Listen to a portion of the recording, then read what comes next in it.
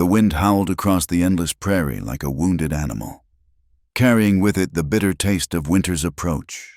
The grass, once golden in summer's embrace, now bent and broke beneath the weight of early frost, creating a sea of brittle whispers that stretched to where the distant mountains stood like ancient sentinels against the gray sky. This was Wyoming Territory in 1882, a land that demanded everything from those who dared call it home and gave back only what couldn't be taken by force. Nora Mackenzie stood at the window of her weathered cabin, watching the sun die behind those mountains, painting the sky in shades of blood and ash. At 26, she was already a widow, already old in the ways that mattered in this unforgiving country. Her hands, once soft from a childhood in Missouri, now bore the calluses of 3 years' solitary survival. The wedding ring on her finger caught the last light of day, a thin gold band that had outlasted the man who'd placed it there. The cabin groaned against the wind, its logs fitted together by her late husband Thomas's careful hands. He'd been a good man, quiet and steady, with dreams of silver fortunes buried deep in the mountain's heart. Those dreams had buried him instead, crushed beneath 1,000 tons of rock when the mine shaft collapsed on a clear Tuesday morning. The other miners had brought back his pocket watch and his boots. Nothing more. She turned from the window and moved to the fireplace, adding another log to the dying flames. The motion was automatic now, like breathing. Everything in her life had become automatic since Thomas died. Wake at dawn, tend the chickens, mend the fence, haul water from the creek, check the rifle, bar the door, survive another day, survive another night, survive. The silence in the cabin was a living thing, broken only by the crack of burning wood and the endless prairie wind. Sometimes she talked to herself just to remember the sound of a human voice. Sometimes she sang the hymns her mother had taught her back in Missouri, before the war, before the westward fever, before everything changed. But mostly, she lived in silence, because silence couldn't judge her, couldn't whisper behind her back like the women in town. Copper Creek lay 15 miles east, a collection of rough buildings and rougher people clinging to existence where the creek met the stage road. She made the journey once a month for supplies, enduring the stares and whispers that followed her like shadows. The barren widow. They called her when they thought she couldn't hear. Poor Thomas Mackenzie, working himself to death for a woman who couldn't give him sons. The words cut deeper than any winter wind. 3 years of marriage without a child had marked her as surely as if she'd worn a scarlet letter. In this land where large families meant survival, where sons meant strong backs for the harvest and daughters meant help with the endless work, a childless woman was viewed with suspicion at best, pity at worst. Some of the more superstitious believed she was cursed. The Mexican women crossed themselves when she passed. The stern German wives clutched their own children closer, but they didn't know about the 2 small graves on the hillside behind the cabin, marked only by circles of stones. They didn't know about the blood and the pain and the silence that followed. They didn't know how she'd held those tiny, still forms against her breast and wept until she thought her heart would break from the weight of grief. They didn't know because she'd never told anyone, not even Thomas. He'd been in the mines both times, chasing silver while she lost their children alone. The second loss had nearly killed her. Doc Holcomb from town had ridden out, summoned by Thomas when he'd found her delirious with fever. The old doctor had saved her life, but delivered the verdict that might as well have been a death sentence. No more children. Mrs. Mackenzie, your body won't survive another pregnancy. She'd seen the light die in Thomas's eyes that day, though he'd tried to hide it. He'd held her hand and told her it didn't matter, that they had each other, that it was enough. But she'd known he was lying. In this country, a man needed sons, a farm needed hands, a name needed carrying on. 6 months later, he was dead, and she sometimes wondered if he'd been careless in the mine because he'd lost hope for the future they'd planned. Now she was neither wife nor mother, neither maiden nor matron. She existed in the spaces between what society understood, a woman without definition in a world that demanded clear categories. The married women pitied her. The unmarried ones feared becoming her. The men saw her as either prey or problem, never as person. She'd learned to shoot Thomas's Winchester as well as any man, learned to read the weather and the flight of birds and the color of clouds. She'd learned which plants healed and which ones killed, how to birth a calf and put down a lame horse. She'd learned to be alone without going mad. Though some nights the distinction blurred, the wolves knew her now. She heard them in the darkness beyond the circle of light from her cabin, their howls rising and falling like grief-given voice. In the beginning, they'd terrified her. Now, she almost welcomed their presence. They were survivors, too, making their way in a world that would devour the weak without conscience or pause. Sometimes she threw them scraps of meat, and sometimes she caught the gleam of their eyes watching her from the darkness, yellow as old coins. Winter was coming early this year. She could feel it in her bones, the way old-timers claimed they could. The root cellar was well stocked, the chicken coop reinforced, the woodpile high. She'd learned from that first terrible winter after Thomas died, when she'd nearly starved and frozen. Too proud to ask for help and too stubborn to give up. Pride and stubbornness. Perhaps the only inheritance the frontier left to its widows. The nearest neighbor, old Samuel Morrison, lived 8 miles north. He'd offered to buy her out twice, claiming a woman alone had no business trying to work the land. Both times she'd refused. Politely at first, then with the Winchester prominent on the wall behind her during his second visit. He hadn't asked again, but she still saw his riders passing along her property line sometimes, checking fence that didn't need checking, as darkness completed its conquest of the sky. Nora lit the oil lamp and settled into her reading chair with the Bible her mother had given her on her wedding day. The pages were worn soft from handling, marked with pressed flowers from a garden that existed now only in memory. She read the same passages over and over. Ruth clinging to Naomi, Hannah praying for a child, Mary standing at the foot of the cross, stories of women who endured, who survived, who found meaning in the midst of suffering. But tonight, the words swam before her eyes, and loneliness pressed against her chest like a physical weight. She was 26 years old, and she felt ancient. She'd had love and lost it. She'd carried life and buried it. She'd built a home that echoed with absence. The frontier had taken everything tender from her and left only the hard spine needed to face another day. Outside, the first snowflakes began to fall, dancing in the lamplight from her window like moths made of ice. By morning, the world would be transformed, made clean and cruel by winter's hand. The animals sensed it. She could hear the horses stirring restlessly in the barn, the chickens rustling in their coop. Everything wild sought shelter on nights like this. She closed the Bible and rose to check the locks one more time, a ritual as necessary as prayer. The door was barred, the shutters latched, the rifle loaded and within reach. These were the sacraments of a woman alone in the wilderness, the daily offices of survival. As she prepared for bed, banking the fire and turning down the lamp, Nora allowed herself one moment of weakness. She pressed her hand against her flat stomach, remembering when life had fluttered there like a caged bird. The doctor had said no more children, but her body still ached with the absence, still went through its monthly cycles as if mocking her emptiness. She was a woman built for love and life, trapped in a world that had taken both. But tomorrow would come, regardless of her grief. Tomorrow would demand feeding chickens and breaking ice on the water trough, mending and cooking and all the 1,000 small acts that kept death at bay. Tomorrow she would be strong again, would face down the whispers and the wildlife and the weather with the same stubborn grace that had kept her alive this long. Tonight, though, she allowed herself to weep, quietly, so as not to disturb even the silence. Outside, the wind howled its own lament, and the snow began to bury the world in cold forgiveness. Somewhere in the darkness, the wolves sang their ancient song of endurance, and Nora Mackenzie, barren widow of the Wyoming Territory, closed her eyes and tried to forget that she had once believed in happier endings.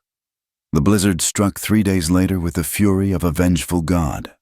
It came from the north, a wall of white that swallowed the mountains and turned the world into a howling void. Nora had seen the signs, the way the cattle huddled together, the peculiar stillness that morning, the ring around the moon the night before, and she'd prepared as best she could. The animals were secured, extra wood stacked by the door, water barrels filled before the pump froze solid. By nightfall, the storm had become a living thing, clawing at the cabin with fingers of ice and wind. The shutters rattled like bones, and snow forced itself through every tiny gap in the chinking between the logs. Nora kept the fire roaring, but still the cold crept in, turning her breath to fog and frosting the windows from the inside. It was near midnight when she heard something that didn't belong to the storm. At first, she thought it was her imagination. The wind could play tricks, make you hear voices in its wailing, footsteps in its rhythm. But then it came again, distinct and desperate, the whinny of a horse in distress. She pressed her face against the window, trying to see through the swirling white, but it was like looking into oblivion. The sound came once more, closer now, from the direction of the barn. No horse of hers would be out in this weather. Her 2 mares were safe in their stalls. She'd checked them at sunset, grabbing the Winchester and wrapping herself in Thomas's old buffalo coat. She lit a lantern and cracked open the door. The wind nearly tore it from its hinges, and snow burst in like it had been waiting for the invitation. She couldn't see more than 3 feet ahead, but she knew every inch of her property by heart. Keeping one hand on the rope she'd strung between the cabin and the barn for just such emergencies. She fought her way through the storm. The barn door was still barred from the outside, but pressed against it, sheltering in the slight protection of the overhanging roof, stood a horse she'd never seen before. It was a big bay gelding, saddled and bridled, ice hanging from its mane like crystal ornaments. Steam rose from its flanks, and when the lantern light caught its eyes, she saw the white rim of terror, but it was what lay crumpled at the horse's feet that made her heart stop. A man, face down in the snow, one hand still tangled in the reins as if he'd fallen while trying to dismount. His dark coat was soaked with something that looked black in the lantern light, but she knew was blood. Fresh blood, still steaming in the cold. For a moment, she stood frozen. Every instinct screamed danger. A stranger, wounded, appearing at her door in the middle of a killing storm. It was like something from the dime novels she'd read back east. And those stories never ended well for solitary women. But then he moved, just slightly, a shuddering breath that sent a small cloud of vapor into the night, and her humanity overrode her fear. Whatever else he might be, he was a person dying in the snow at her door. She unbarred the barn and led the trembling horse inside, tying it in an empty stall before returning to the man.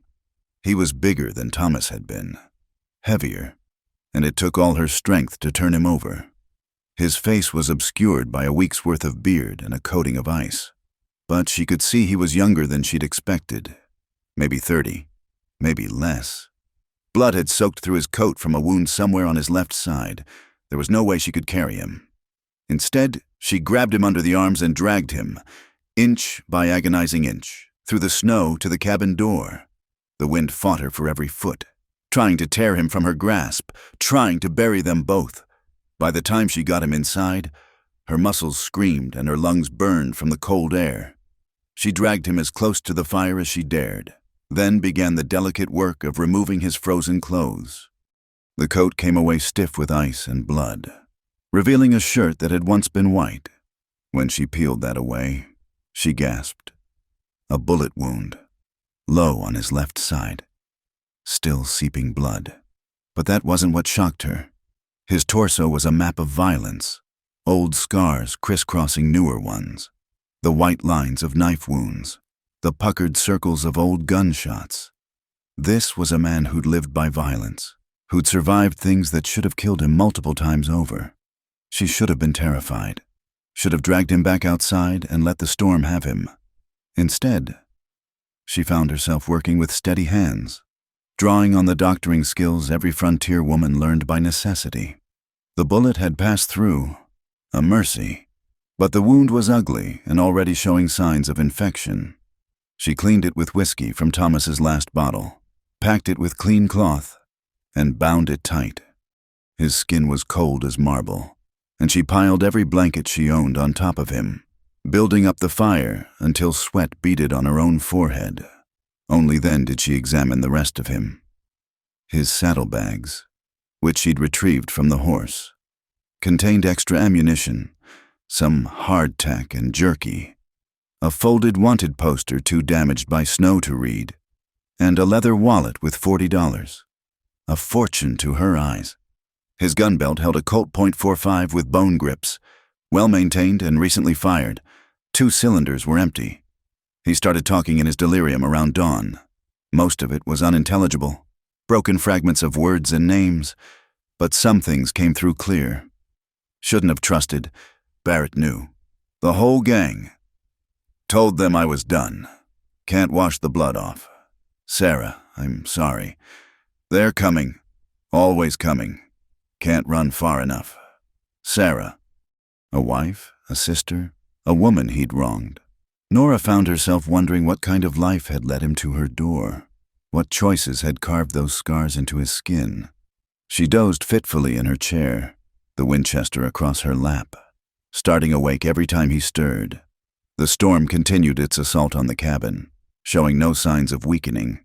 They were trapped together, stranger and widow, in this small space while the world raged outside.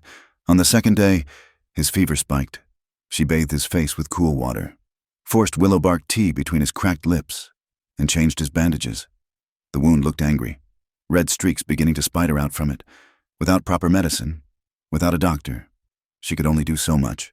He opened his eyes once, suddenly and completely, staring at her with a clarity that made her step back.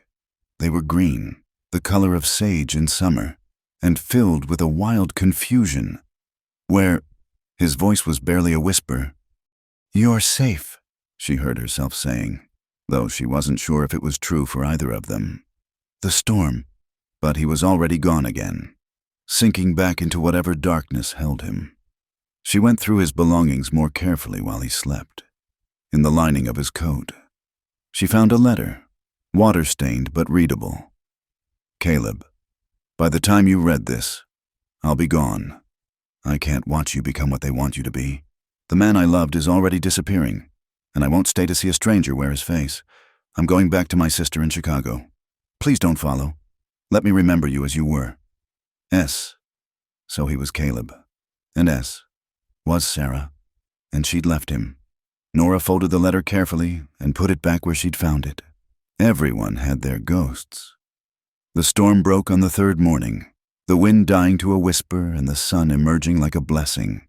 The world outside was transformed, buried under 4 feet of pristine snow that sparkled like diamond dust. Beautiful and treacherous, the cold would be killing now, and the drifts would make travel impossible for days.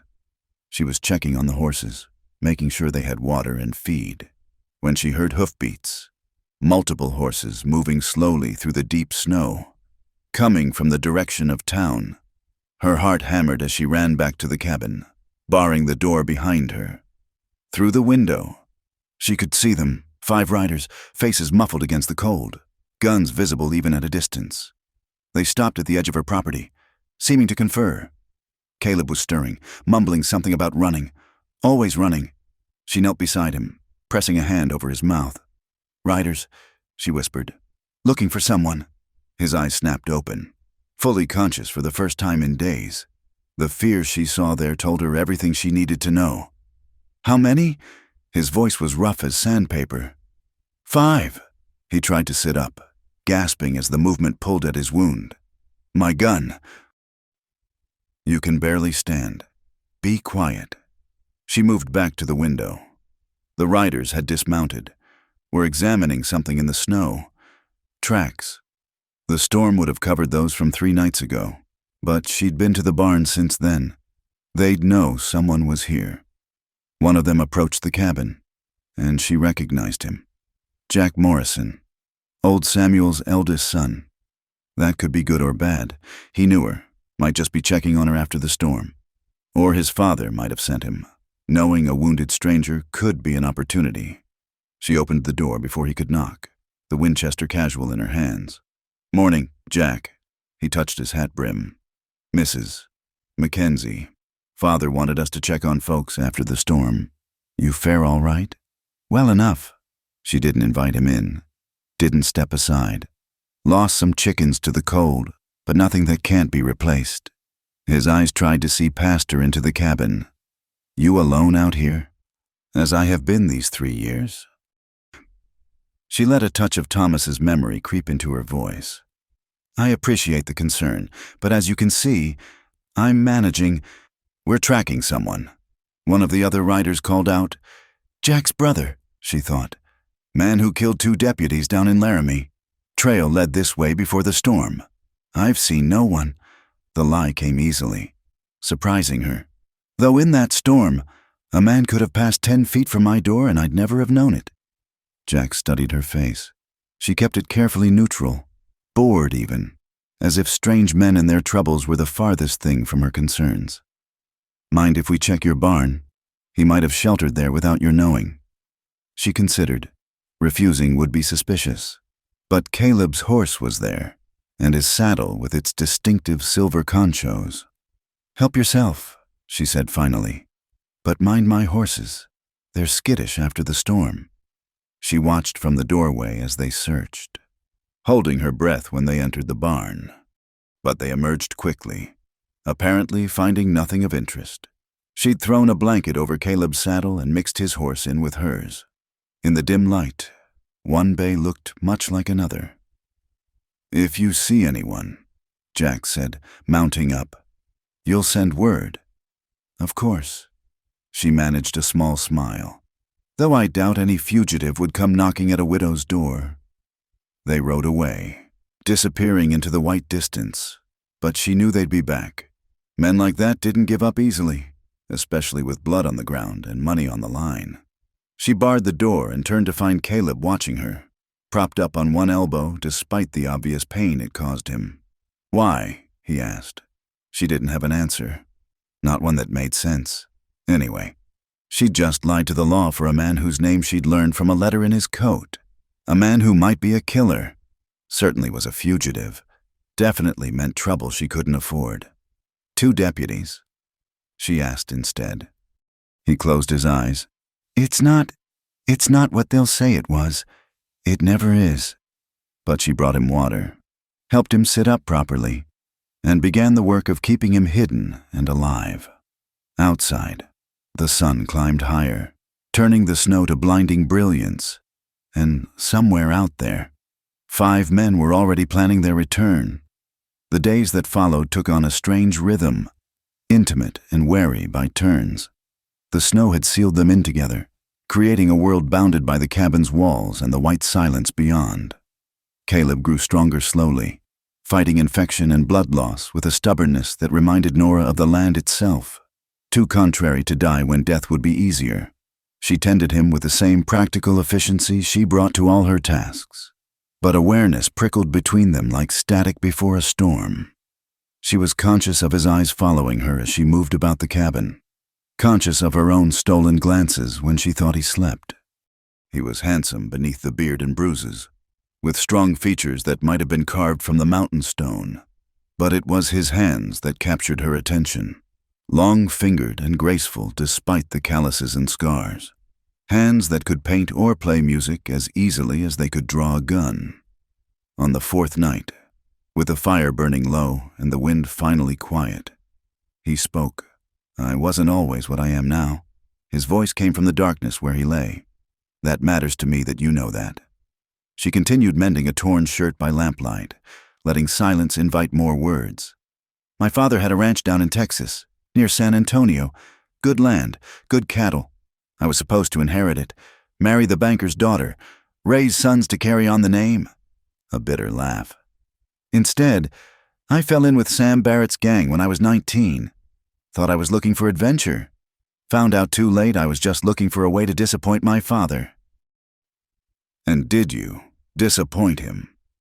"He died thinking I would come home someday.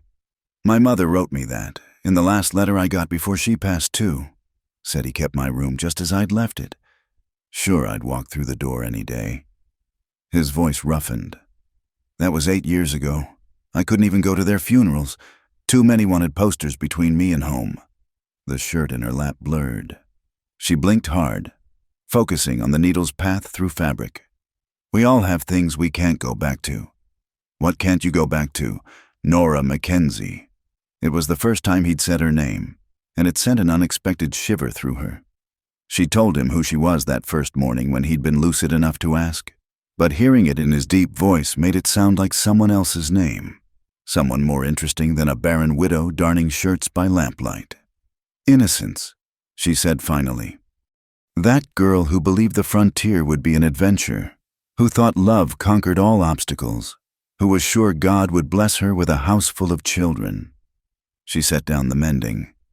That girl's buried up on the hillside with everything else that couldn't survive out here. He was quiet for a long moment. Then, I'm sorry about your husband. He was a good man, deserved better than what he got. She paused. Deserved better than me? Don't say that. Why not? It's what everyone thinks. What kind of woman can't give her man children? What kind of wife lets her husband die in a mine while she sits safe at home?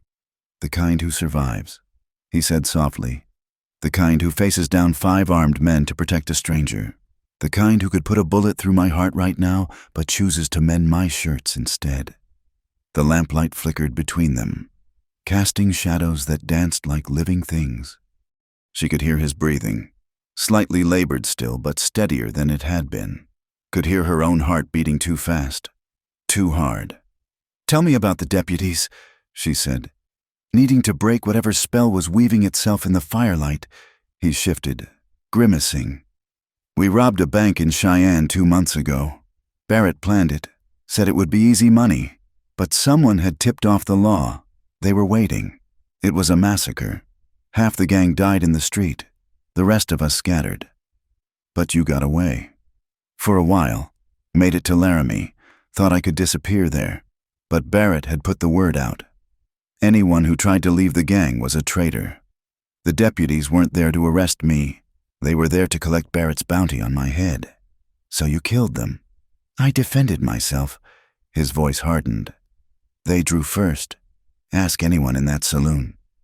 Not that it matters. A dead outlaw can't testify to self-defense. She rose and went to the window, looking out at the moonlight on snow. Where will you go when you're healed? California, maybe, or Mexico, somewhere Barrett's reach doesn't extend. He paused. Somewhere I can try to be the man my father thought I could be. That's a lot of weight to carry, the expectations of the dead. You carry them too. I can see it in how you hold yourself, like you're always bracing for judgment. She turned from the window. The living judge me plenty. I don't need to add the dead to the tally. Is that why you saved me, to spite them? I saved you because... She stopped, unsure herself. Because I was tired of death winning. Because I've buried enough people. Because maybe I wanted to prove I could keep something alive.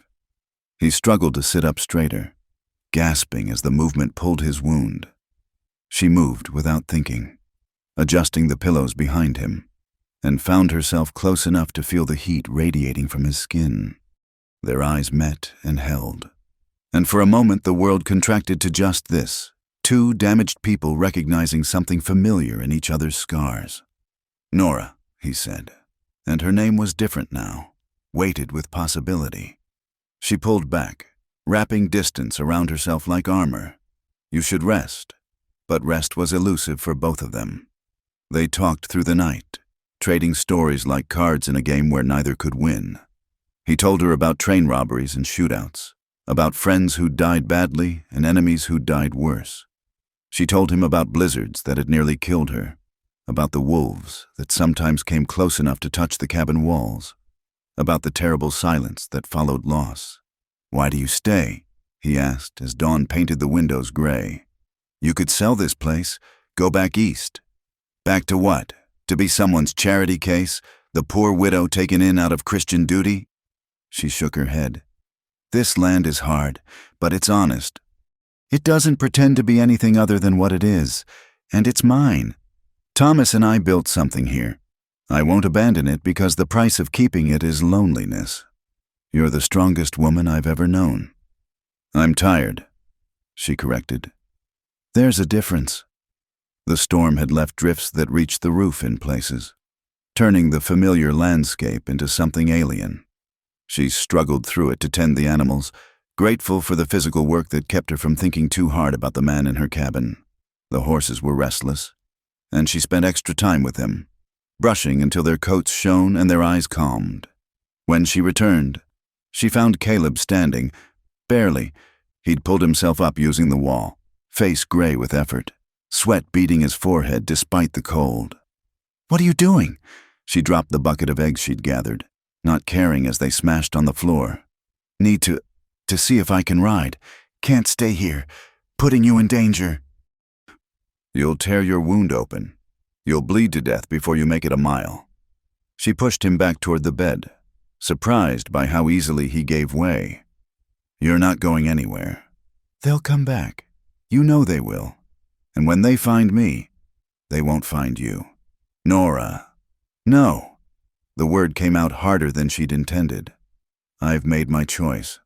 Don't insult me by suggesting I didn't know what I was choosing." He sank back onto the bed, breathing hard. "Why do you care what happens to me?" She knelt to clean up the broken eggs, needing something to do with her hands. "Maybe I don't. Maybe I just care what happens to me. And I've decided I'd rather be the woman who saves outlaws than the one who turns them in. Even if that outlaw is going to get you killed. We're all going to die. Caleb, the only choice is whether we do it on our feet or on our knees." She looked up at him. "I've spent 3 years on my knees. I'm ready to try standing." That afternoon, while he slept, she found herself studying his face, in sleep. The hard lines softened, and she could see the boy he'd been. What turned someone from rancher's son to outlaw? What moment broke a life in two? Creating a before and after that could never be bridged. She knew her own breaking point, the moment she'd held her second dead baby and felt something inside her die too. Everything since had been aftermath, learning to live with the echo of who she'd been. Maybe that's what had made her lie to Jack Morrison. Not compassion or attraction or rebellion, but recognition. She knew another broken person when she saw one. The fire crackled, sending sparks up the chimney like prayers or wishes or lost souls seeking heaven. Outside, the sun was setting again, painting the snow pink and gold and red.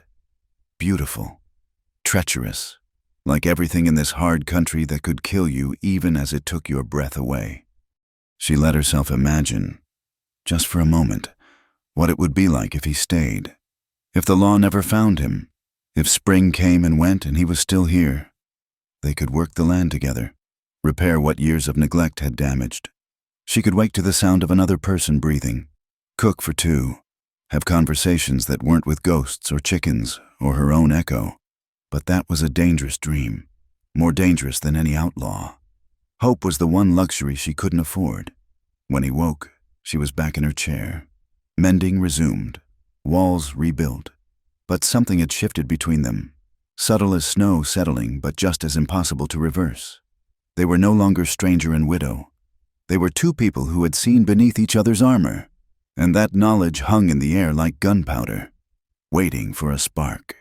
The rumors started small, as rumors always did in Copper Creek. First it was Emmeline Hartley mentioning to her sister that she'd seen smoke from the Mackenzie place every day since the storm. Unusual for a woman who usually conserved wood like a miser hoarding gold. Then Jacob Muller, who ran the general store, noted that the widow Mackenzie hadn't come for her monthly supplies, sending instead a list with young Tom Watson, who'd been hired to clear her road.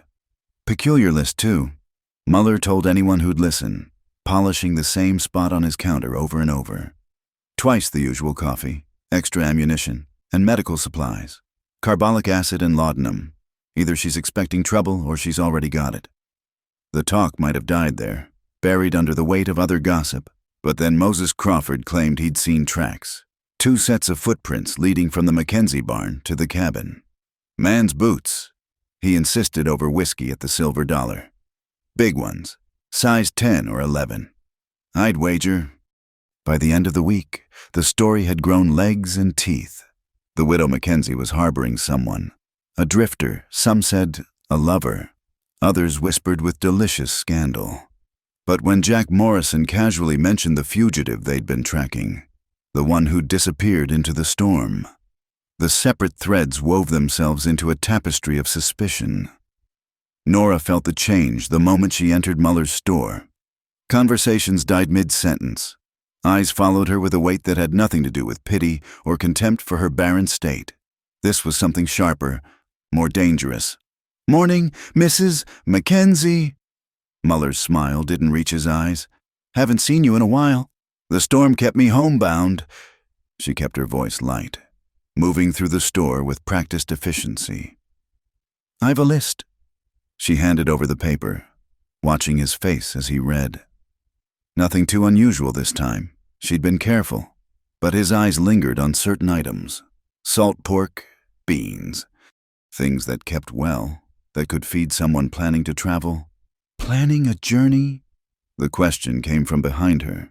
She turned to find Samuel Morrison standing by the pickle barrel, his weathered face arranged in an expression of neighborly concern that fooled no one. "No journey, Mr. Morrison. Just stocking up while the weather holds. Wise. Never know when another storm might blow in."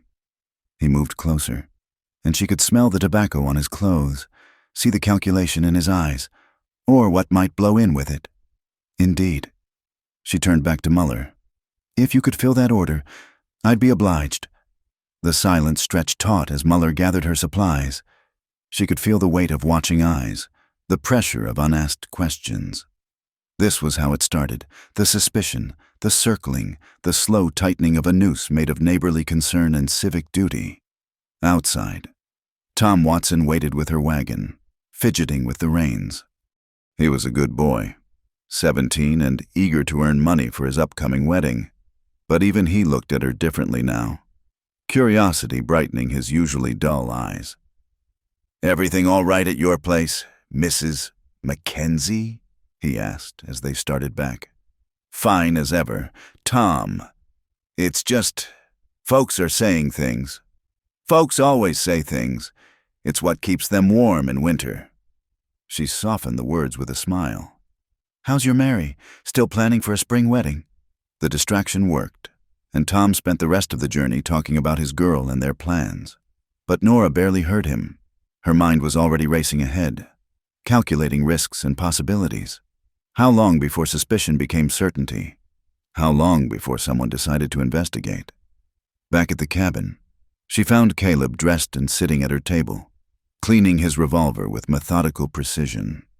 He'd found Thomas's clothes in the trunk, and though they hung loose on his leaner frame, he looked almost respectable, almost like he belonged there. "You went to town?" It wasn't a question. "We needed supplies." "They know." He set down the gun, meeting her eyes. "Don't they?" She began unpacking the supplies, movements sharp with tension. "They suspect there's a difference. Not much of one. Not out here." He stood, steadier now, though still favoring his wounded side. "I should leave tonight. The moon's full, the snow's packed down. And go where? You can barely walk to the barn without exhausting yourself. You wouldn't make it 5 miles before collapsing. Better than bringing trouble to your door."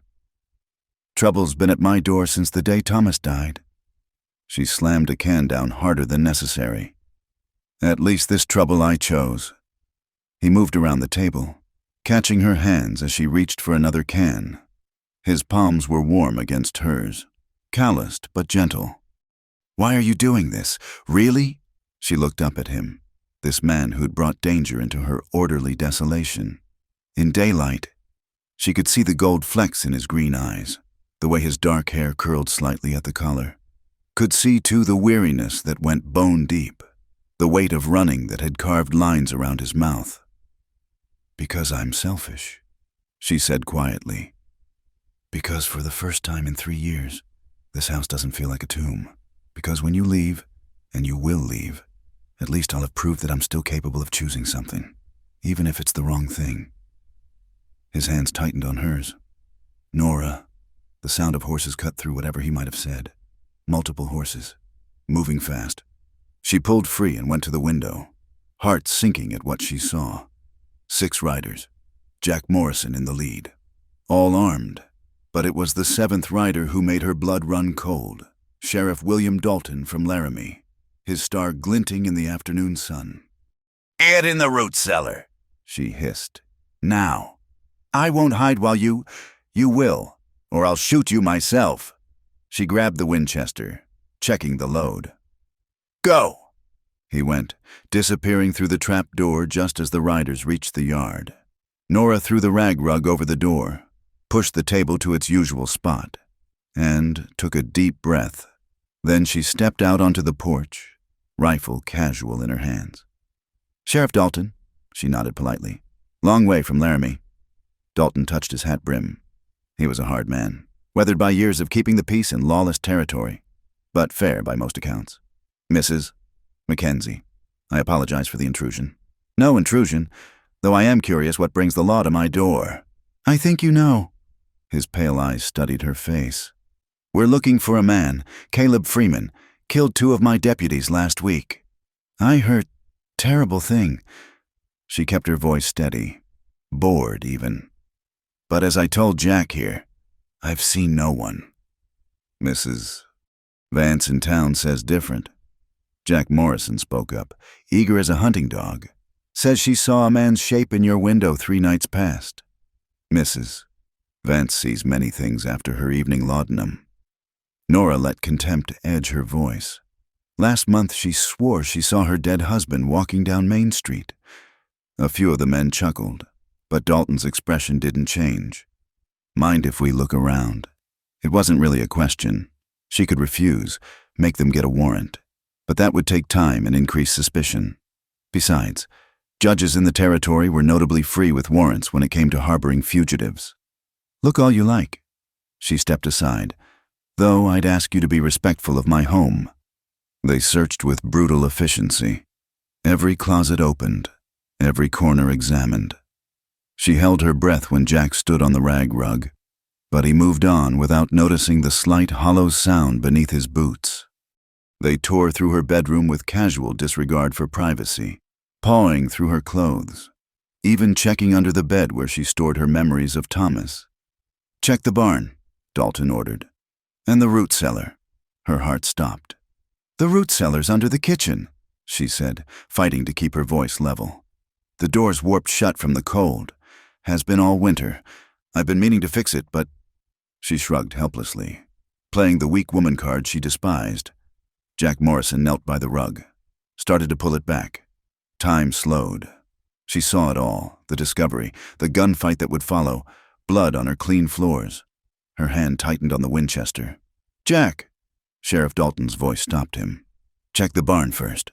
If he's hiding, that's where he'd be." Jack stood reluctantly, shooting her a look that promised he'd be back. They trooped out, leaving her kitchen in disarray. Through the window, she watched them search the barn, saw them examining Caleb's horse that she'd hidden among her own. "That bay looks fresh," one of the men called out. "Too good for farm work." "I bought him last month," she called from the porch. "From Harold Stanton's stock. You can ask him if you doubt me." Stanton had died 2 weeks ago, but his ranch was 40 miles away. It would take them days to verify her lie, and by then— Sheriff Dalton emerged from the barn, his expression thoughtful. He approached the porch slowly, like a man working through a puzzle. "Mrs. Mackenzie, I'm going to ask you something, and I need you to think carefully before you answer." His voice was almost gentle. "Are you in some kind of trouble? Is someone threatening you? Because if someone's forcing you to hide them, no one's forcing me to do anything." "Sheriff." Truth rang in her voice because it was true. "I'm alone here, as I have been since my husband died." He studied her for a long moment. "Freeman's dangerous. He's killed at least 4 men that we know of, probably more. If you're protecting him out of some misguided—" "I'm protecting nothing but my privacy and my chickens." She allowed irritation to color her tone. "Now, unless you have some proof that I'm harboring fugitives, I'd like you off my property." I have chores to finish before dark." Dalton held her gaze a moment longer, then nodded slowly. "All right, but Mrs. Mackenzie, if you do see Freeman, if he does come here, don't try to be a hero. Send word immediately. Men like him, they don't change. They just find new people to hurt." They left as the sun touched the mountains, but she knew they'd be back. She waited until the hoofbeats faded completely before pulling back the rug and opening the cellar door. Caleb emerged, cobwebs in his hair and dust on Thomas's clothes. His face was grim. "They'll watch the roads now. Postmen at the passes. I know." "This changes things. Before, I was just running from Barrett's gang. Now I've got the law on me, too." He ran a hand through his hair, dislodging more cobwebs. "You heard what he said? I'm dangerous." "Are you?" He met her eyes. "Yes, but not to you. Never to you. Men make promises they can't keep. I've buried one already. I'm not asking you to trust me. I'm asking you to let me go before they come back with more men and less patience." She turned away, began straightening the chaos the searchers had left. "You're not strong enough yet? Another week?" "We don't have another week." He caught her shoulders, turning her to face him. "Nora, listen to me. I've seen what happens when the law decides someone's guilty of harboring. They'll take your land, your home, everything you fought to keep. And if shooting starts..." His jaw tightened. "I won't let you die for me. That's not your choice to make." "Isn't it?" His hands gentled on her shoulders, thumbs tracing small circles. "You saved my life. The least I can do is not destroy yours." She pulled away, wrapping her arms around herself. Outside, dusk was falling, painting the snow purple and blue. Soon it would be full dark. The kind of darkness that could hide a man on horseback, could swallow him whole and leave no trace. "One more night," she heard herself say. "Leave tomorrow night when you've had time to gather supplies. Plan a route. One more night won't matter." But they both knew she was lying. One night could matter. One night could change everything. As if to prove it, the wind picked up, rattling the windows with renewed fury. Another storm coming. Another test of will between human stubbornness and nature's indifference. Caleb looked out at the darkening sky, then back at her. "All right, one more night." But the way he said it, the way his eyes held hers, made it sound like a promise of something else entirely. Something that had nothing to do with leaving and everything to do with the space between them that seemed to shrink with each passing hour. In the distance, a wolf howled, long and mournful. Another answered, then another, until the night filled with their wild chorus. Nora shivered, but not from cold. The pack was circling, and she was no longer sure if the wolves she feared most walked on 4 legs or 2. They left before dawn, when the world was still painted in shades of gray and the stars were fading like dying hopes. Nora had packed what she could: food, ammunition, medical supplies, the money she'd saved beneath a loose floorboard. Everything that might keep them alive in the unforgiving wilderness that stretched between here and anywhere safe. Caleb saddled the horses while she secured the cabin, her hands moving through familiar motions for what might be the last time. She touched the table Thomas had built, the curtains she'd sewn during her first winter alone, the marks on the door frame where he'd planned to measure their children's growth. Ghosts of a life that had never quite been. "Ready?" Caleb stood in the doorway, outlined by the pale pre-dawn light. He looked stronger now, though she could still see the careful way he moved, protecting his wounded side. She took one last look around, then stepped out into the cold. "Ready?" They rode west, avoiding the main trails, picking their way through draws and valleys where the snow lay lighter. The mountains loomed ahead, their peaks catching the first rose gold of sunrise, beautiful and terrible, like everything in this land. Neither spoke for the first hour, each lost in their own thoughts.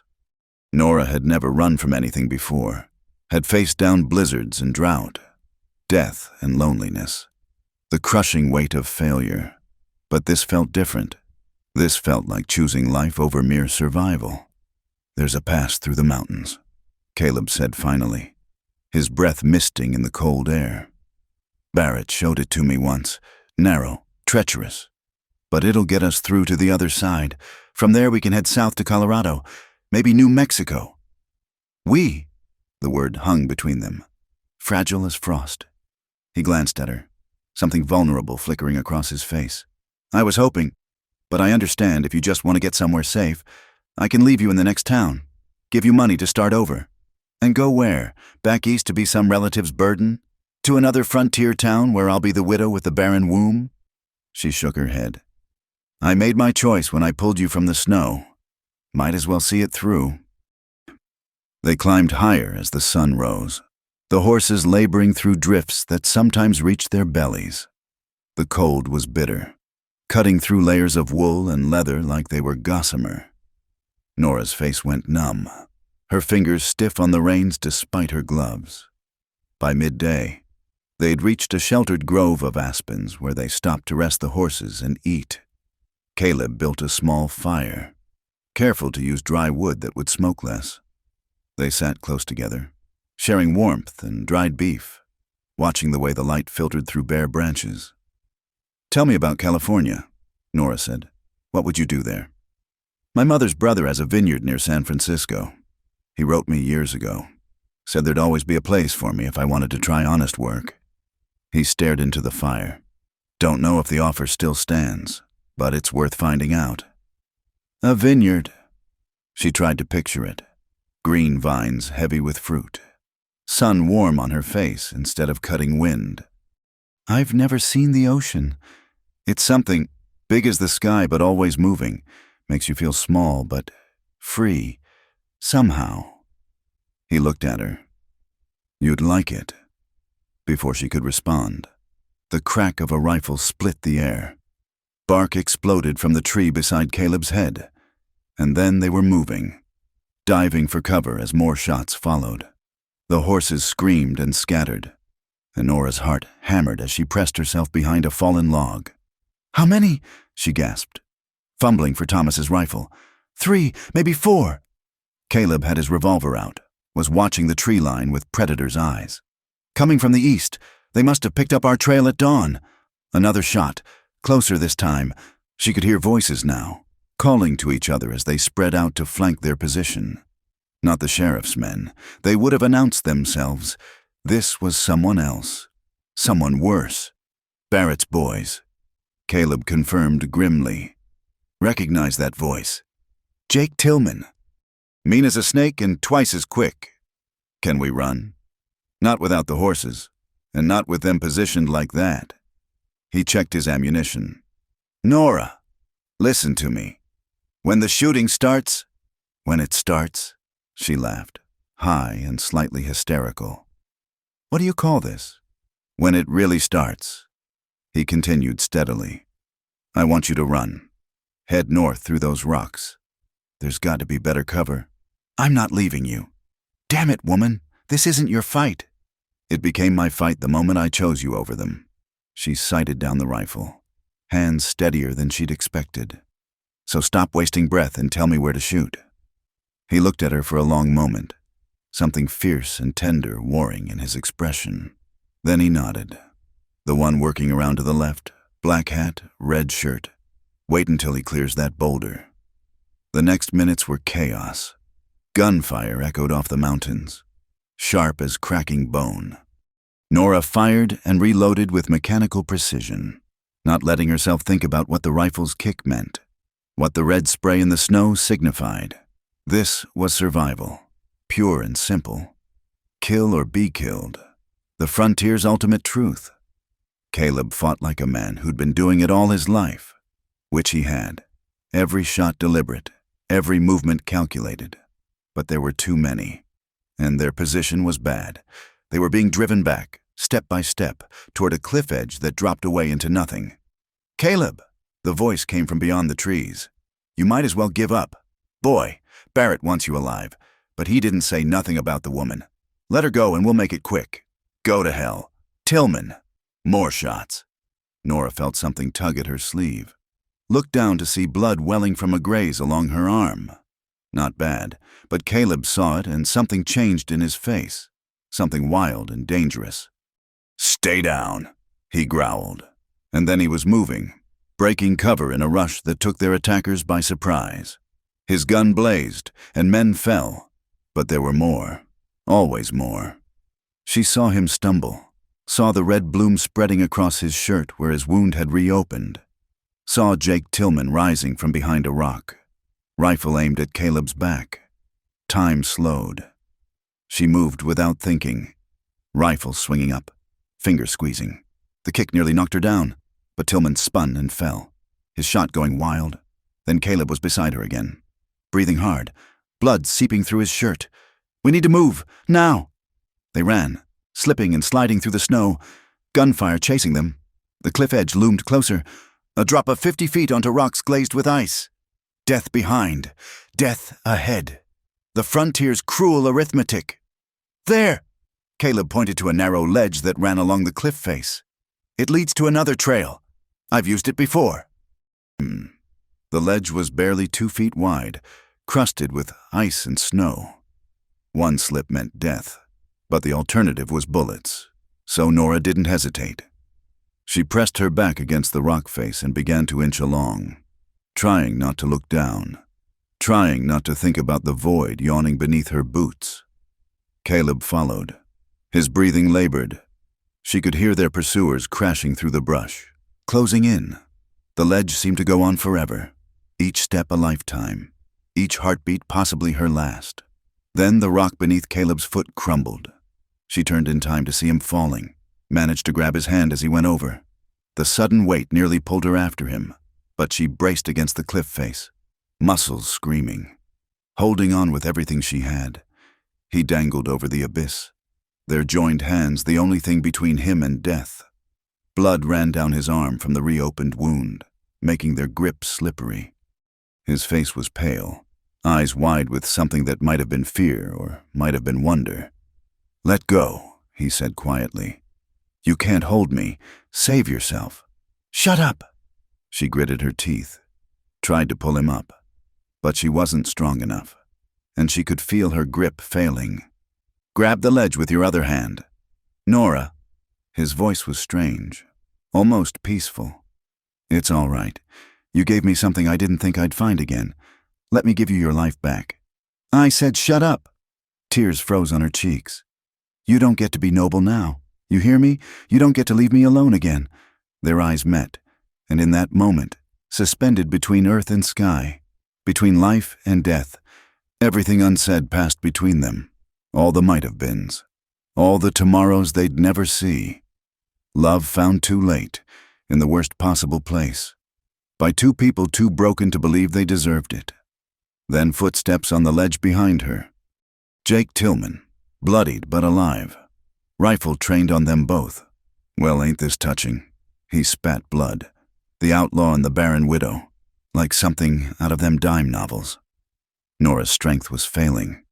She could feel Caleb slipping, millimeter by millimeter. In seconds, she'd lose him. In seconds after that, Tillman would kill her. Unless... "Please," she said, hating herself for begging. "Please, I'll do anything. Just help me pull him up." Tillman laughed. "Anything? Well now, that's interesting.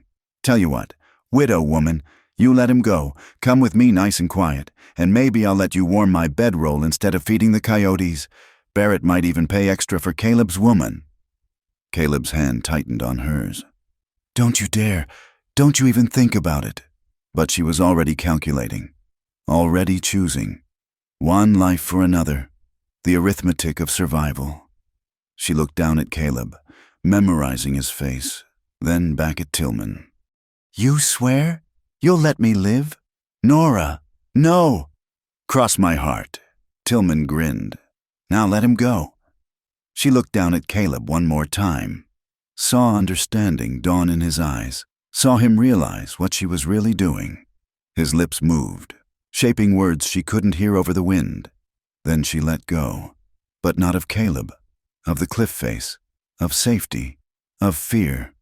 She flung herself backward with all her remaining strength. using her weight and momentum to haul Caleb up and over the ledge in one desperate motion. They crashed into Tillman, all three of them going down in a tangle of limbs. The rifle went off, deafeningly close. Someone screamed. Maybe her. Maybe one of the men. They rolled and fought on the narrow ledge. Death inches away on either side. She couldn't tell who was winning. Could barely tell which limbs were hers. Then Tillman was rising, the rifle swinging toward them. His face twisted with rage. She closed her eyes, waiting for the shot. It came, but from the wrong direction. Tillman jerked, stumbled, and went over the edge without a sound. She opened her eyes to see Caleb holding his smoking revolver, his face gray with pain and exhaustion. Are you all right?" he gasped. She helped him sit up, both of them shaking with reaction. Blood soaked his shirt, and she could see he was barely conscious, but alive. They were both alive. "That was the stupidest thing I've ever seen," he mumbled. "Also the bravest." "I told you," she said, torn between laughing and crying. "I'm selfish. I'm not losing anyone else. Not if I can help it." He lifted a trembling hand to her face, thumb brushing away tears she hadn't realized were falling. "Nora Mackenzie, you impossible woman, I think I— Don't." She pressed her fingers to his lips. "Don't say it now. Say it when we're safe. Say it when we're sitting in that California vineyard watching the ocean. Say it when it's not goodbye." He nodded, understanding. There'd be time for words later. If they survived, if they made it off this mountain, if a dozen other ifs aligned in their favor. But for now, they were alive. The sun was setting, painting the mountains in shades of fire, and somewhere beyond those peaks lay a future neither had dared imagine. It would be hard. It would be dangerous. It might end in death, or capture, or simply the slow dissolution that claimed most frontier dreams. But it was theirs to attempt. Together, she helped him to his feet, taking most of his weight.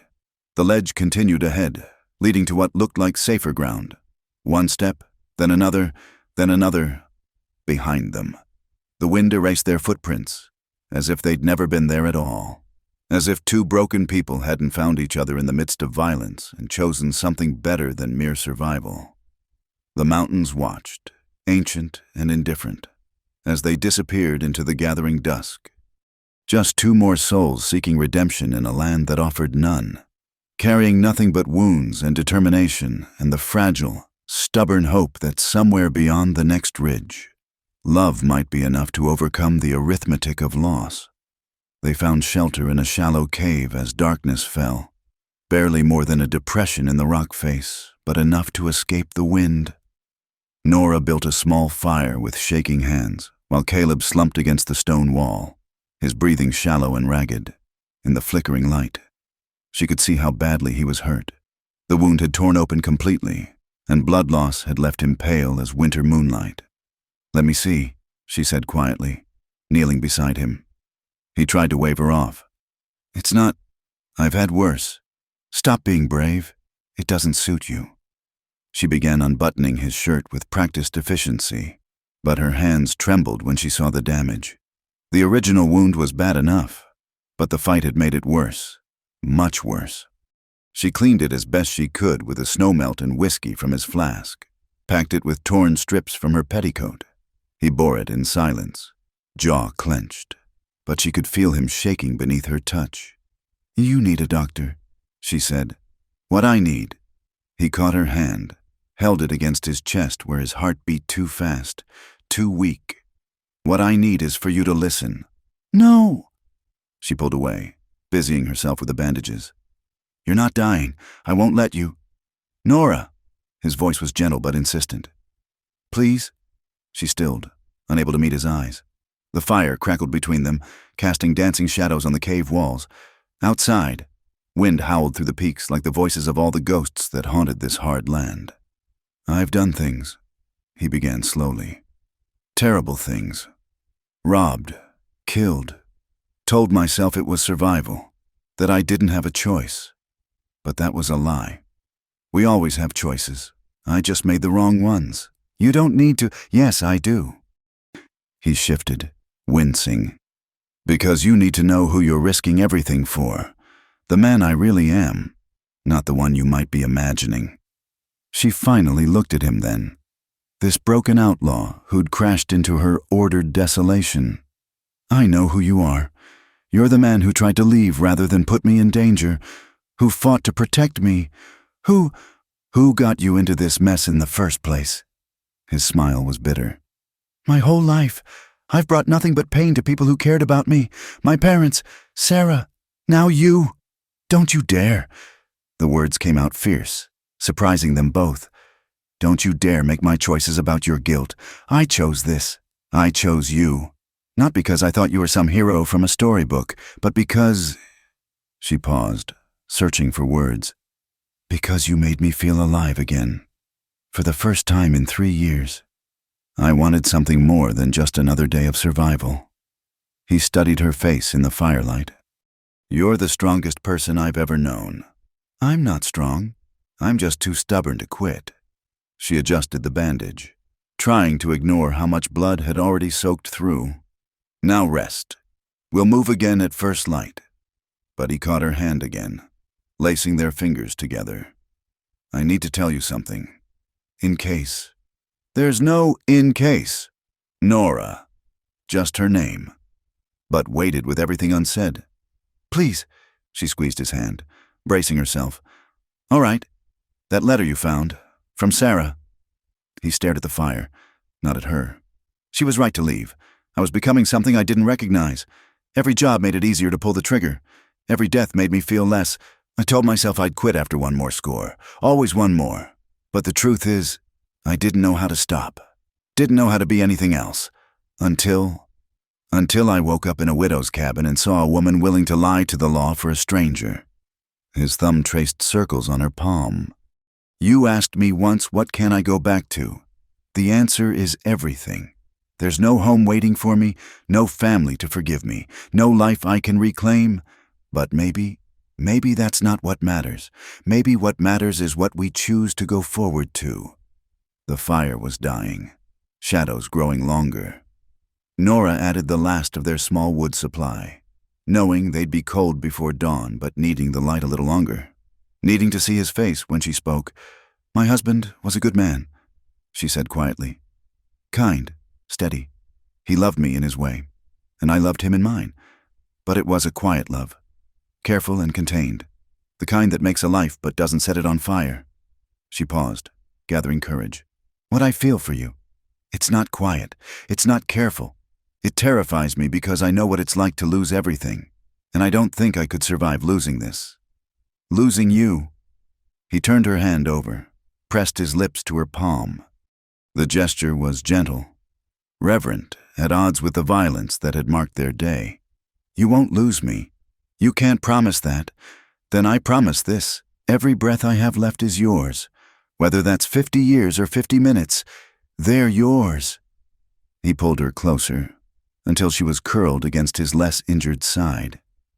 When I was hanging off that cliff, all I could think was how unfair it was. Not dying. I've been ready for that a long time. But finding you too late, finding something worth living for when I'd already thrown my life away. She could feel his heartbeat beneath her palm. Still too fast, but steadier now. It's not too late. We'll get through the mountains, find a town with a doctor. We'll disappear, start over somewhere they'll never find us. Tell me about it. His voice was drowsy now. Exhaustion and blood loss taking their toll. Tell me about the life we'll have. So she did. Painted pictures with words of a small farm in California, near enough to the ocean to smell salt on the wind. Chickens that laid eggs regularly. A garden that actually grew things instead of withering in drought or freezing in unexpected frost. A house with real glass windows and a porch where they could sit in the evenings, watching the sun set over water instead of endless plains. Children? He asked softly. The word was a knife between her ribs, but she kept her voice steady. The doctor said, after the last time, I don't care. His arm tightened around her. We'll be enough, more than enough. She turned in his embrace, careful of his wound, until she could see his face. The shadows made him look younger, vulnerable in a way daylight never allowed. Without thinking, she traced the line of a scar along his jaw, feeling the slight roughness beneath her fingers. "Knife fight in Amarillo." He murmured, "Man caught me cheating at cards." "Were you cheating?" "Probably," a ghost of his usual grin. "Can't remember. I was very drunk." She found another scar, this one along his collarbone. "And this? Jealous husband in Denver. I was definitely guilty that time." "You're terrible." "Reformed," he corrected. "Or will be. For you." The space between them had shrunk to nothing. She could feel his breath on her face, see the gold flecks in his green eyes despite the dim light, the moment balanced on a knife's edge. One way lay safety, the careful distance she'd maintained even while saving his life. The other, "Nora," he whispered. She kissed him, soft at first, tentative, as if either of them might break, then deeper as he responded, his hand tangling in her hair, holding her close as if she might disappear. It was a kiss that tasted of whiskey and blood and desperation, of too many lonely years and too few tomorrows. When they finally broke apart, both breathing hard, she could see her own wonder reflected in his eyes. "I've wanted to do that since you pointed that Winchester at me," he admitted. "I've wanted it since you asked me why I cared what happened to you." She touched his face again, memorizing the feel of him. "I think I've been dead these 3 years, just going through the motions, surviving but not living. You woke me up, brought you nothing but trouble, brought me a reason to fight for something again." She kissed him once more, quick and fierce. "Now sleep. You need to heal if we're going to make it to that ocean." He settled back against the stone, pulling her with him. She curled into his warmth, listening to his breathing gradually slow and deepen. The fire died to embers, plunging them into darkness broken only by starlight filtering through the cave mouth. She should have been terrified. They were wounded, hunted, trapped in a cave and killing cold with no horses and little food.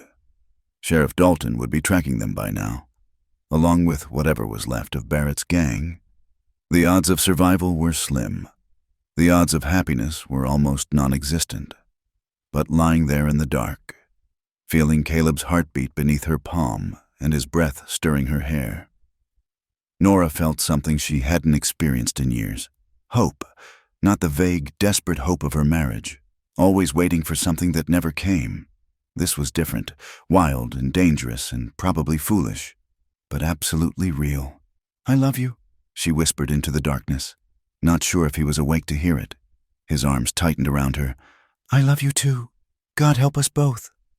Outside, snow began to fall again, soft as forgiveness, covering their tracks and buying them time. The mountains stood eternal guard, keeping their secrets, while inside the cave 2 broken souls held each other against the dark and dared to dream of California sunshine. Tomorrow would bring new dangers, new impossible choices. But tonight, for these few precious hours, they had each other. And in a world that had taken so much from both of them, that felt like a miracle worth any price. The fire died completely, leaving only darkness and the warmth of shared breath, shared hope, shared defiance of a fate that seemed determined to tear them apart. And in that darkness, curled together like a question mark against the cold stone, they found an answer neither had expected, that sometimes love comes not as gentle rain, but as wildfire, consuming everything in its path and leaving only the choice to burn or run. They chose to burn. Dawn came like judgment, hard and bright after the storm. The sky was that peculiar blue that only came after blizzards, so pure it hurt to look at. Nora woke to find Caleb's fever had broken, though he was still weak as a newborn colt. They shared the last of their water and a handful of jerky, both knowing without saying that they had to move. The cave had been sanctuary, but it could easily become a tomb. They picked their way down the mountain on foot, Caleb leaning heavily on her shoulder. Every step was agony for him. She could tell, but he made no complaint. The snow was deep, unmarked by any trail, and more than once they had to backtrack when the way proved impassable. It was near noon when they saw the smoke. Town? Nora asked hopefully. Caleb studied the horizon, jaw tight. Wrong direction, and too many fires for a town that size. As they drew closer, his assessment proved grimly accurate. What they found was the remains of a wagon train. 3 wagons burned to their frames, still smoldering in the snow. Bodies lay scattered about, already being worried by coyotes that slunk away at their approach. "Indians?" Nora whispered, though even as she said it, she knew better. She'd lived on the frontier long enough to know the difference. "No." Caleb knelt by one of the bodies, checking for anything useful. "This is Barrett's work, or what's left of his gang." He pointed to shell casings. These folks were heading west. Probably had everything they owned in those wagons. Easy pickings for men desperate enough. They found a canteen that had rolled under one of the wagons, miraculously intact, and some canned goods that had survived the fire. But it was what Caleb found on one of the dead men that made him go still. "What is it?" Nora moved closer. He held up a badge. "Deputy U? Marshal?" "Hell." He turned the badge over in his hands. They weren't just pilgrims. This was a prisoner transport. Look, shackles over there. They were moving someone important. And Barrett freed him? Or killed him trying? Caleb pocketed the badge, then froze as a new sound reached them. Horses. Many horses moving fast from the east. They scrambled for cover behind the largest wagon remains, pressing themselves into the snow. Nora's heart hammered as the sound grew louder. Closer. Then the riders crested the hill, Sheriff Dalton and his men, with Jack Morrison still among them. The posse spread out around the massacre site, men dismounting to examine the carnage. Nora could hear their voices clearly in the cold air. 3 days old, maybe 4. One of them called out. "Before the last storm." "Barrett's gang?" Dalton asked. "Has to be. This is their style." Jack Morrison spat in the snow. "Bastards didn't leave anything worth taking. They're getting desperate." Dalton said, "Desperate men make mistakes. We're close." Too close. Nora could see Caleb's hand move to his gun, see him calculating odds that weren't in their favor. 7 men, all mounted, all armed.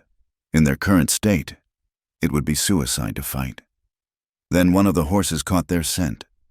The animal whinnied and shied, its rider fighting to control it. "What's got into you, boy?" "Something's spooking them," another man said. "Could be those coyotes circling back, or could be someone's hiding." Jack Morrison dismounted, rifle in hand. "Spread out, check behind those wagons." Nora stopped breathing. Beside her, Caleb was coiled tight as a spring, ready to fight though she knew he could barely stand. Her hand found his, squeezed hard, a silent message. Not yet, not unless there was no choice. The footsteps came closer.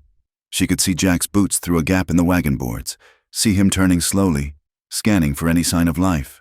One more step and he'd see them. One more step and it would all be over. A gunshot split the air, but not from Jack's rifle. It came from the north, followed immediately by others. The posse scattered, diving for cover as bullets whined overhead. "It's Barrett!" someone shouted. "The bastard's doubling back!" The firefight erupted in earnest. The posse caught in the open against attackers hidden in the rocks above. Jack Morrison forgot about checking the wagons, running for his horse. Dalton was shouting orders, trying to organize a defense, but surprise had given Barrett's gang the advantage. "Now," Caleb hissed. While they're distracted, they slipped away from the wagons, keeping low, using the chaos as cover. Every instinct screamed at Nora to run faster, but Caleb could only manage a stumbling walk. Behind them, the gunfight intensified. Men screamed. Horses went down thrashing. They made it to a cluster of boulders 100 yards away before Caleb collapsed, his wound bleeding fresh through the bandages. Nora dragged him into the deepest shadow she could find, then risked a look back. The battle was brutal and brief. Dalton's men were good, but they'd been caught flat-footed. She watched Jack Morrison go down, clutching his chest. Saw another deputy's horse shot from under him, the man's neck breaking in the fall. But the posse gave as good as they got. Several of the attackers lay still in the snow. Then she saw him, Sam Barrett himself, distinctive even at a distance with his long white duster and silver-studded gun belt. He moved through the battlefield like death itself, finishing wounded men with casual efficiency. This was the man Caleb had ridden with, the man who now wanted him dead. "We have to go," she whispered urgently, "before they finish with the posse." But Caleb's eyes were closed, his breathing shallow. The walk had taken everything he had left. She checked his pulse, rapid and thready. The bandage was soaked through, and when she peeled it back, she saw the ugly red streaks of blood poisoning spreading from the wound. "No!" The word came out as a prayer, a demand, a denial of the truth her frontier experience told her. Without proper medicine, without rest and care, infection would kill him as surely as any bullet. The gunfire was dying down. Soon Barrett's men would search the area, would find them. She had to make a choice. "Can you hear me?" She gripped Caleb's face between her hands. "Caleb, please, I need you to wake up." His eyes fluttered open, glazed with fever. "Nora? We have to move, just a little farther. Can you try?" He nodded weakly, and she helped him to his feet, but he'd barely taken 2 steps before his legs buckled. This time, when he fell, he didn't get back up. "Go," he mumbled against the snow. "Leave me. You can make it alone. I've been alone," she said fiercely. "I'm done with alone." She looked around desperately. The rocks provided some shelter, but not enough. Not if Barrett's men conducted a thorough search. Her eyes fell on the dead deputy's horse, lying 50 feet away. Its saddlebags might have medical supplies, but getting to it meant crossing open ground. The choice was taken from her by the sound of approaching voices. "Check the wagons again. They might have missed something. What about survivors? Kill them." Barrett's voice was cold as winter stone. "Except Caleb. If you find him I want alive. Got special plans for that traitor." Nora pressed herself deeper into the shadows, pulling Caleb's unconscious form against her. Her hand found the Colt at his hip, drew it quietly. 6 shots. She'd have to make them count. The footsteps came closer. She could hear spurs jangling, leather creaking. A shadow fell across the snow near their hiding spot. "Over here!" The shout made her heart stop. "Found something!" But the man wasn't looking at them. He'd found tracks, theirs, leading away from the wagons. In minutes, they'd follow them straight to this cluster of rocks. Well, Barrett's voice again, amused now. "Looks like someone survived our little party. Question is, was it the law or someone else?" "Tracks look like 2 people," another man reported, one supporting the other. "Interesting. McBride. Take Parsons and follow them. Bring back whoever you find, the rest of you. Gather what ammunition you can from the dead. We're going to need it. 2 men, better odds than 7, but still bad with Caleb unconscious and her ammunition limited." Nora watched them approach, Barrett's men following the tracks with practiced ease. They were cautious but confident, guns drawn but held casual. "Wait," she told herself. "Let them get close. Make every shot count." The first man rounded the boulder that hid them, and she shot him point blank, the Colt bucking in her hand. He went down without a sound. The second man cursed, diving for cover, firing blind. Rock chips exploded near her face as she pressed back. "It's a woman," the hidden gunman shouted. "Mackenzie's widow! She's got Caleb with her!" "Alive?" Barrett called back. "Can't tell. He ain't moving. Get her. Try not to kill her if you can help it. I want to know why she helped him." The man, Parsons, she thought, was smart. He didn't rush in.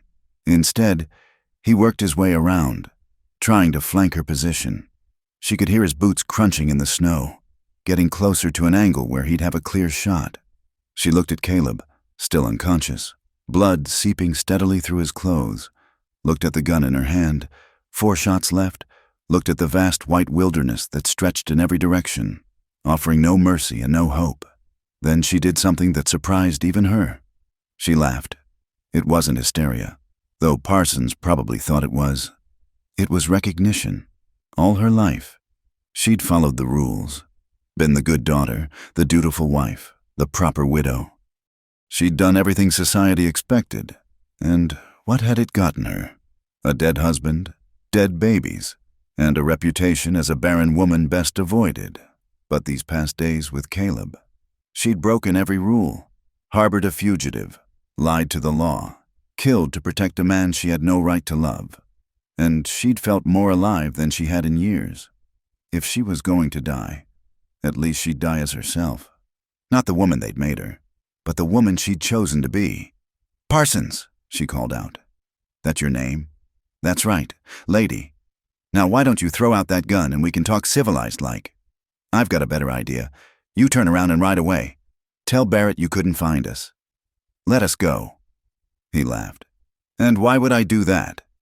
"Because if you don't, I'll kill you." She said it simply, matter-of-factly. "I've already killed one of you today. Your friend Tillman yesterday. I'm getting good at it. And I've got nothing left to lose. You've got your life to lose." "No," she said softly. "I had a life.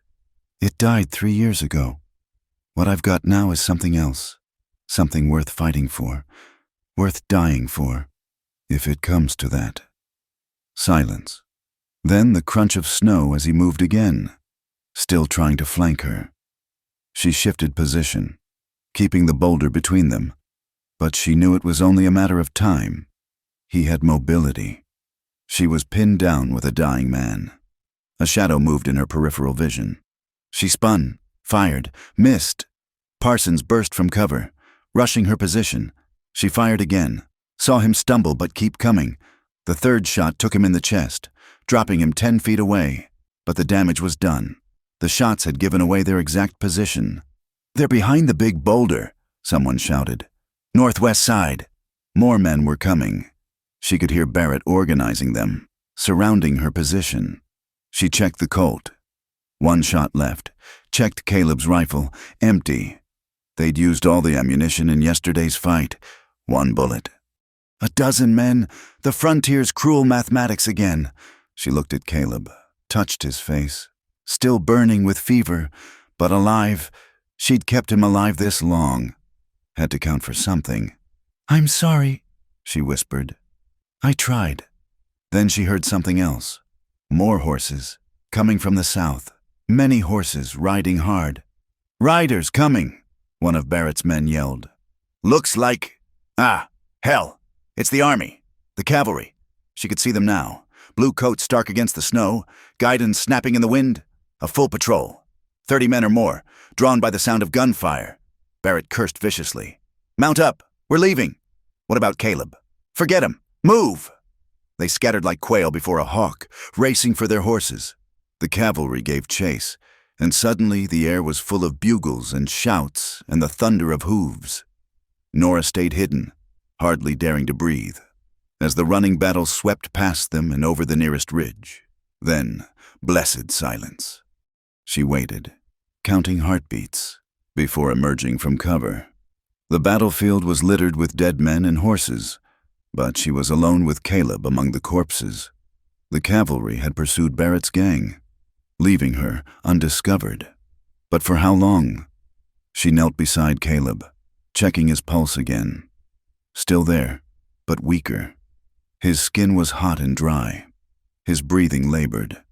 The wound was angry and inflamed, infection spreading its poison through his body. "Please," she whispered, not sure who she was asking. "Please don't take him. Not now. Not when we're so close." But the mountains didn't care about please. The sky didn't care about love. And death, that patient creditor, always collected its debts. She did what she could. Packed snow around the wound to reduce the fever. Forced water between his cracked lips. Held him against her body to share what warmth she had. And talked to him. Endless words about California and vineyards and the life they'd have if only he'd hold on. The sun was setting when he stirred, eyes focusing briefly on her face. "Still here?" His voice was barely a whisper. "Always."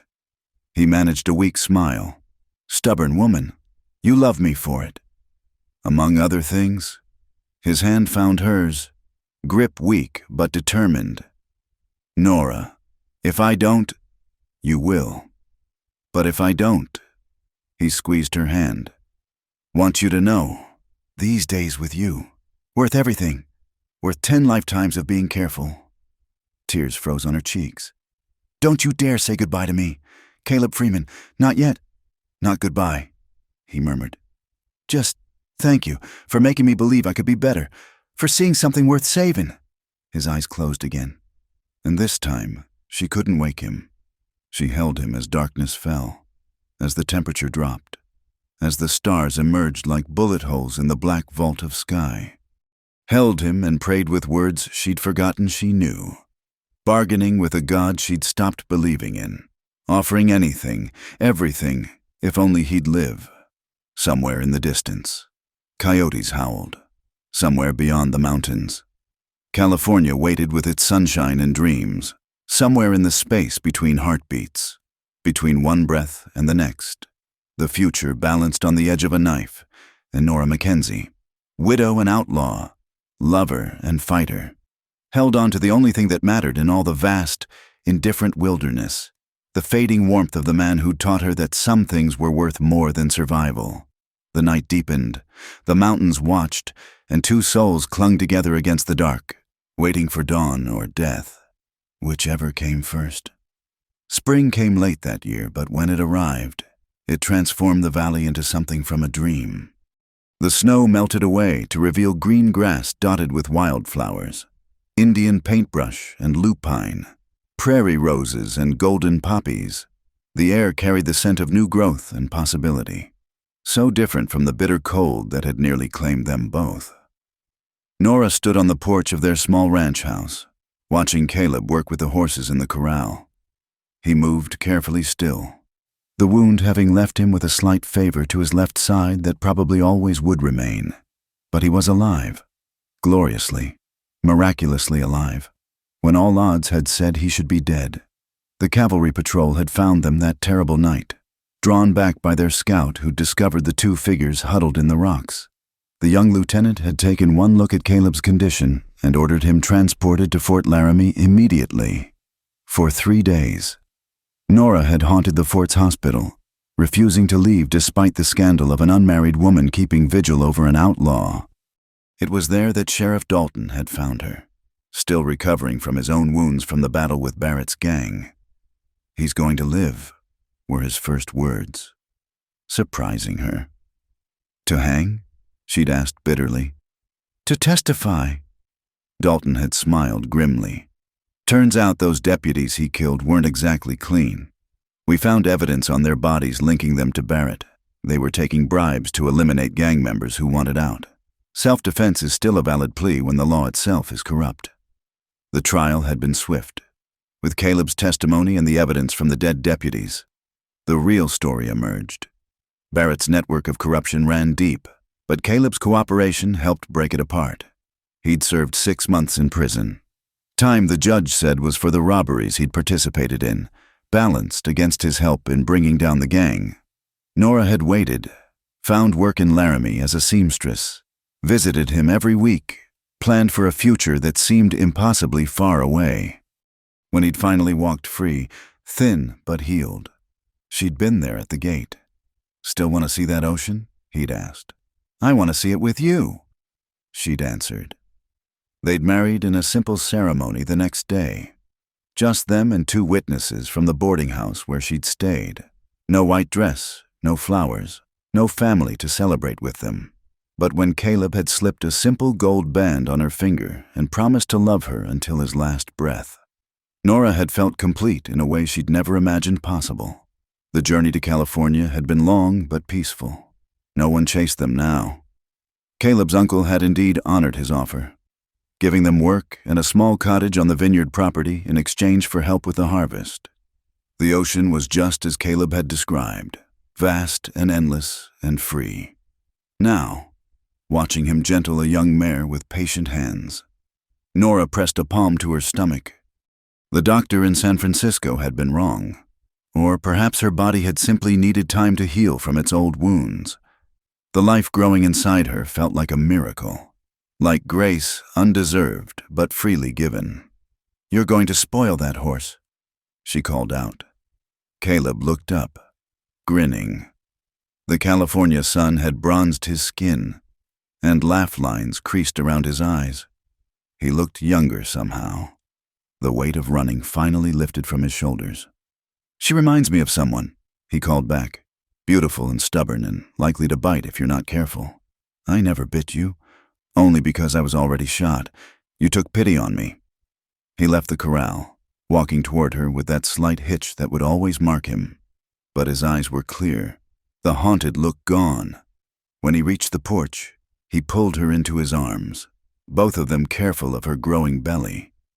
"Any regrets?" he asked, as he did sometimes when the memories pressed close. "Only that it took so long to find you." "I wasn't worth finding then. Maybe I'm still not." She silenced him with a kiss, then took his hand and placed it where their child grew. "He doesn't think so." "She," he corrected automatically. They'd been having this argument for weeks. "We'll see." She leaned into his warmth, watching the sun paint the mountains gold. Different mountains than the ones that had nearly killed them, gentler and more forgiving. "Samuel Morrison wrote me." She felt him tense slightly. "Oh? His father died last month. He's sorry for the trouble they caused. Wants to know if I'll sell him my land in Wyoming." "Will you?" She considered. That land held Thomas's grave, their failed dreams, the tiny stones marking her lost babies. But it also held the cabin where she'd saved Caleb, where she'd chosen love over safety, where she'd discovered who she really was. "No," she said finally. "Let it go back to the wild. Let the wolves have it. Some things shouldn't be owned, just remembered." He pressed a kiss to her hair. "Have I told you today that you're the strongest woman I know? I'm not strong, just stubborn. Same thing, sometimes." They stood together as evening approached, the air sweet with the scent of grapes ripening on the vine. In the distance, she could hear the ocean breathing its eternal rhythm against the shore. Behind them, their small house waited, simple but clean, filled with books and warmth and the promise of laughter. It wasn't the life she'd imagined as a young bride heading west with Thomas. That girl had wanted different things: safety, respectability, a house full of children and a husband who came home each night covered in honest dirt from honest work. That life had died in a mine shaft and been buried on a windswept hill. This life was different, harder in some ways, built on blood and choices that proper society would never understand. She would always be the widow who'd harbored an outlaw, who'd killed men and lied to the law. He would always be the reformed gunslinger with too many scars and a past that couldn't quite be forgotten. But it was theirs, chosen and fought for and paid for in pain and courage and the kind of love that only comes from seeing someone at their absolute worst and choosing them anyway. "Penny for your thoughts?" Caleb asked. "Just thinking about how far we've come, how different it all is from what I expected." "Disappointed?" She turned in his arms, framing his face with her hands. "Never, not for a single moment." The baby moved between them, a flutter like bird wings, like hope taking flight. Caleb's eyes widened with wonder, as they did every time. "Still seems impossible," he murmured. "All of it, that you saved me, that you loved me, that we're here, free, with this." He gestured helplessly at her belly, at the house, at the whole improbable life they'd built. "The frontier takes everything," Nora said softly. "But sometimes, if you're very lucky and very stubborn, it gives something back." "What did it give you?" "You," she said simply. "It gave me you."